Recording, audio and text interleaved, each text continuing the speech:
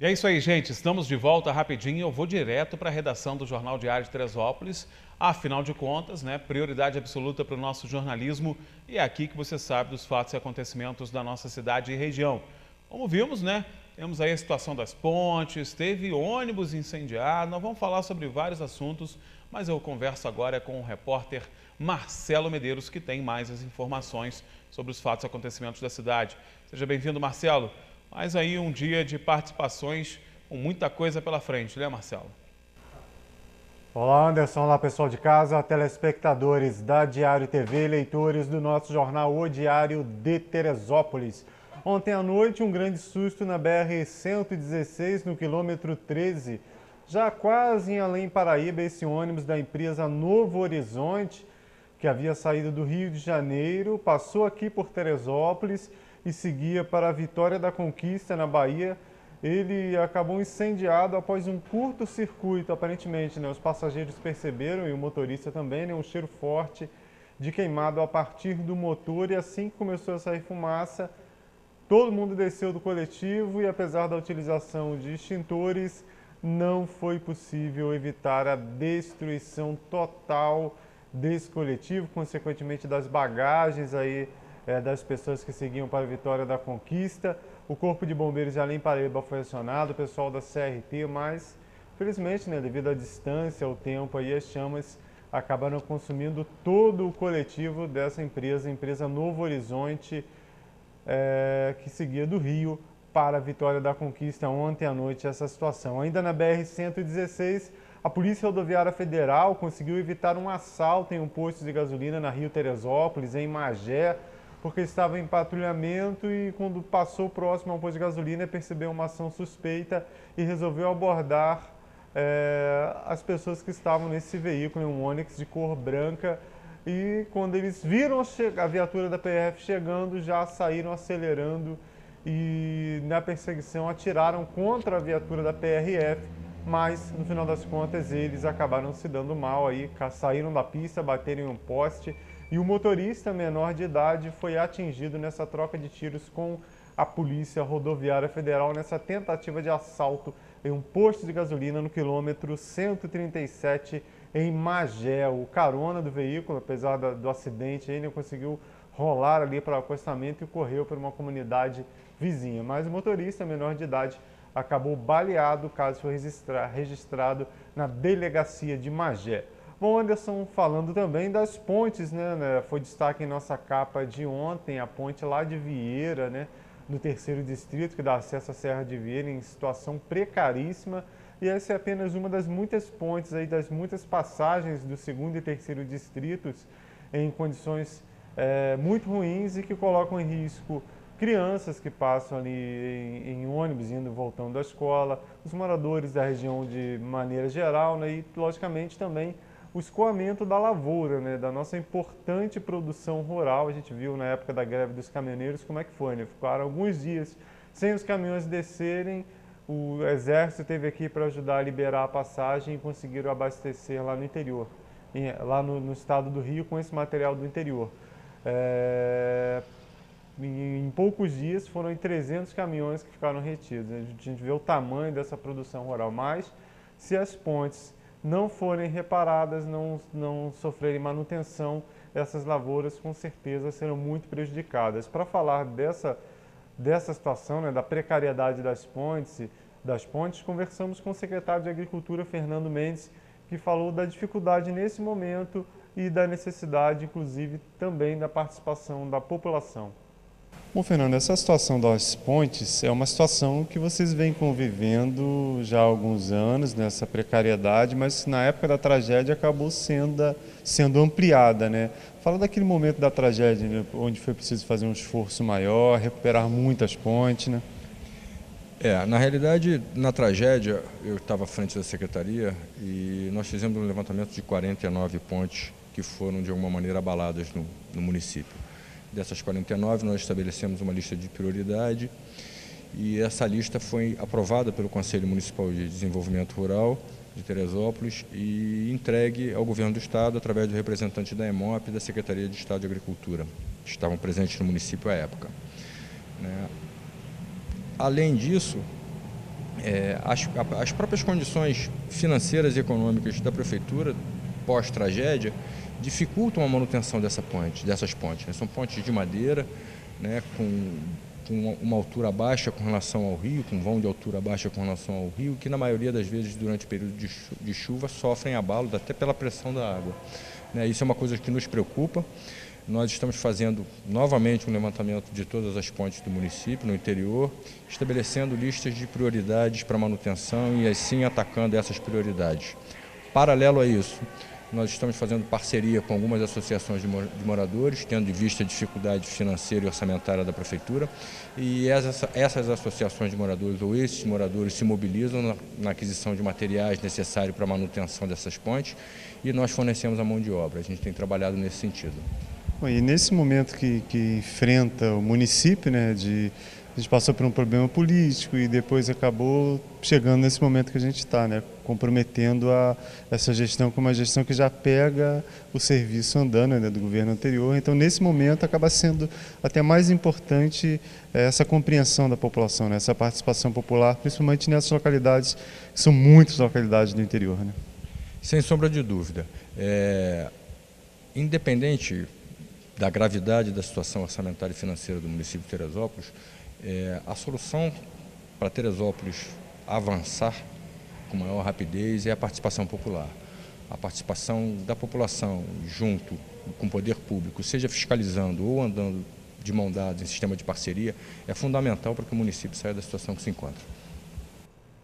Tá, e o Fernando, logicamente, essa participação popular deve ser dentro do possível, na aquisição do material e a execução do serviço feita pelo governo municipal, como aconteceu recentemente em Varginha, lá uma ponte que há anos estava deteriorada.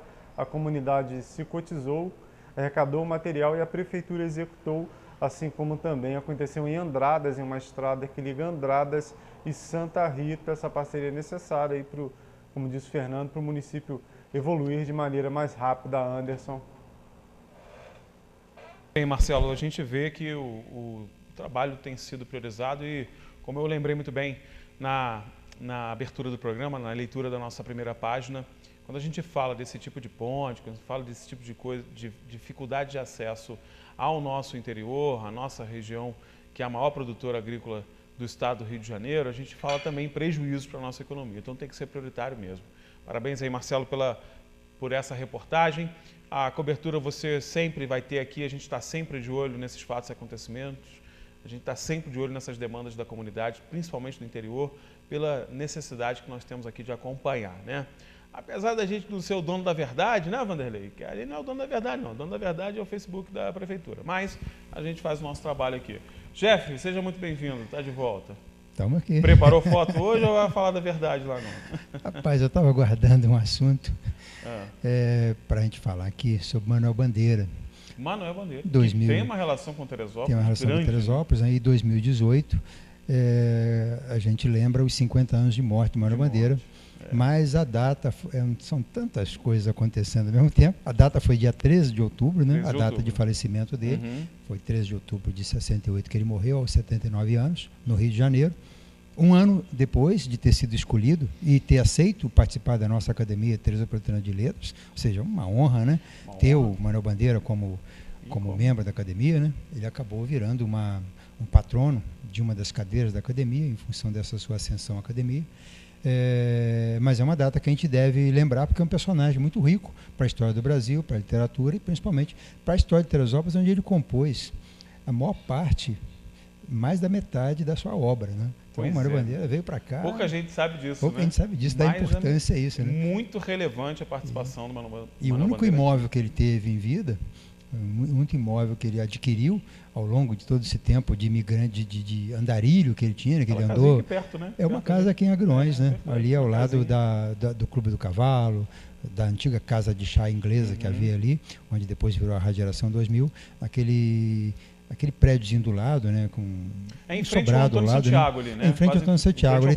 Ali tem um edifício de 4 apartamentos, e o primeiro deles era do lado. E a própria escolha dele por essa casa já remete à sua preocupação com a simplicidade, porque ele tinha ali do lado tinha uma casa de chá, nesses anos 60. Não era ainda Clube do Cavalo nem rádio. E nessa casa de chá ele era onde as pessoas iam passar as tardes, era um clube, na verdade, né? Então ele tinha essa preocupação de ter um espaço de lazer também para a esposa, bem mais nova que ele, a Lourdes. Então ele compra essa casinha onde a esposa poderia ter o quintal da casa, uma área de relação das pessoas, né, que eram amigas da família dele. Então, assim, ele tem várias passagens muito interessantes sobre Teresópolis. Agora, Vanderlei, ali, né, uma preocupação que eu tenho quanto à preservação dessa relação de um agente tão importante da cultura brasileira com a nossa cidade. Não seria o caso de uma desapropriação, uma aquisição daquela casa para transformar num centro cultural, num museu, num referencial? Há essa relação que foi tão intensa e que pouca gente da própria cidade de Teresópolis conhece. A casa onde Manuel Bandeira nasceu, em Pernambuco, ela já é um museu. Sim, é um centro cultural que pertence à Fundação Maurício Nassau. Eu até vi um texto outro dia na imprensa de Pernambuco reclamando do estado de conservação desse espaço cultural. Está largado e tal. Mas aqui, o Manuel Bandeira, ele é um dos espécimes da literatura brasileira que tem relação com Teresópolis. Então, ter aquele espaço ali como uma casa de memória da literatura brasileira e a relação dela com Teresópolis seria muito interessante. Não apenas pela memória do Manuel Bandeira, mas a memória de vários outros autores, escritores famosos, Olegário Mariano, os poetas, Ademar de Barros, Lúcio de Mendonça, as pessoas relevantes da literatura brasileira que tiveram passagem por Teresópolis. Então, essa casa poderia ser uma casa que abrigasse todos esses escritores e poetas. Então, realmente é muito interessante. Essa casa foi vendida em 2007, 2008. Era uma casa que foi colocada em imobiliária para vender, porque não tinha também a localização dessa casa como sendo a casa de Manuel Bandeira, embora existam os documentos dos cartórios da escritura de aquisição, que ele comprou essa casa na planta, esse predinho ali é de 64, ele compra na planta e vai ser o primeiro habitante dela. Até depois, em 68, quando ele morre, a família se desfaz desse bem. Seria muito interessante e muda a nossa vida no momento que a gente sabe que ali morou Manuel Bandeira e que ter essa casa, ofertar às pessoas, aos visitantes, para elas conhecerem e saberem que ali e dos outros autores também que passaram por Teresópolis. O Olegário Mariano tem muitas obras feitas remetendo a Teresópolis, né? A beleza de Teresópolis, o Manuel Bandeira também, ou seja, seria muito interessante para vender isso como produto turístico, de visitação mesmo, né? Você tem o público que vem a Teresópolis, mas você não tem o que oferecer a ele. Eu acho que a gente ficar oferecendo ao visitante apenas a feirinha, apenas a boa gastronomia, a boa hotelaria, é muito pouco, até porque os pontos turísticos da cidade, eles têm muito mais potencialidade que isso. Tem um potencial muito grande, não só o turismo de aventura, né? O turismo da agricultura, tem várias possibilidades de turismo, mas o turismo histórico, com esse foco na literatura, seria muito interessante se a gente pudesse vender isso. E não é um investimento tão alto assim. É possível fazer. E juntar essas informações, elas ainda estão em tempo de ser juntadas. Ainda é possível encontrar itens museais que pertenceram a algum desses autores que poderiam ilustrar esse espaço de cultura que poderia ser aberto na cidade. Seria fantástico e seria uma forma da gente mostrar aos visitantes uma Teresópolis ainda melhor do que ele encontra aqui, né? O visitante fica encantado, mas pode encantar mais. Aquela Teresópolis que encantou Manuel Bandeira, que encantou tantos outros a virem escolherem aqui como morada, né? Isso que a gente precisa você imaginar o Manuel Bandeira como uma das pessoas presentes nos eventos do Festival de Cinema, que havia aqui nos anos 60, né? Ele participava, discutia, aplaudia, brigava, criava casos. Criticava as produções. Né? Criticava. Tem uma passagem... Bastante crítico, inclusive. Tem uma passagem muito interessante de um desses que recebia os prêmios um dos prêmios do filme, né? Como se fosse um Oscar. Da mostra. Da mostra. E ele vai fazer aquele discurso, eu não sou merecedor desse prêmio, eu queria compartilhar. Ele levanta e fala assim, não compartilha nada, esse prêmio é seu, você não tem o direito de compartilhar com ninguém. Leva essa encrenca. e a fila tem que andar, Aceita isso aí, pô. Aceita isso aí. Então, assim, ele se manifestava, né? Sim, e era uma pessoa muito acessível. Ele, às vezes, tem passagens na Taberna Alpina, onde ele estava ali, Sim. no fim de tarde, tomando aquele chá. Frequentador da Taberna Alpina também. Frequentador, aí vinha alguém, conversava com ele aceitava essa conversa, né? Como um simples mortal que ele não era. Aliás, né? deve ter registro fotográfico dele lá na taberna, né? Eu nunca encontrei, não. Mas Talvez. o João Oscar cita no livro dele uma abordagem que ele fez. O João Oscar, garoto, fez uma abordagem ao Manuel Bandeira na Taberna Alpina. E aí ele cita a admiração dele pelos versos, recita alguns versos do Manuel Bandeira. Ele ouve e ainda comenta com a mulher que acompanhava ele sobre aquela pessoa que estava iludida com a literatura, com a poesia. Então é interessante essa passagem. João Oscar, uma vez ele comentou isso comigo. Eu acho que assim, o Manuel Bandeira, claro, resguardando as suas características, mas ele tem um quê de Ariano Suassuna, né? Que ele sempre foi muito crítico de muitas coisas, inclusive da sua própria criação, né? Ele era um cara muito crítico da sua própria criação, achava exagerado essa coisa, né? De cultuarem a sua obra, mas é típico dos gênios, né? Os gênios têm isso. Até a forma dele de fazer versos, né? Em Cinza das Horas, ele tem um verso muito interessante. Eu faço versos como quem morre. Ou seja, ele estava sempre morrendo, porque ele não acreditava que chegaria à idade adulta, muito menos à velhice. Ele vai morrer com quase 80 anos, mas ele experimenta a vida diariamente, porque ele sabia que a vida para ele era finita e era breve. E, no entanto, ele vai conseguir passar por tudo isso. A gente, hoje, no nosso dia a dia, a gente tem uma saúde para conviver no ambiente que a gente está, né? Ele precisava de buscar ambientes novos para manter a sua vida.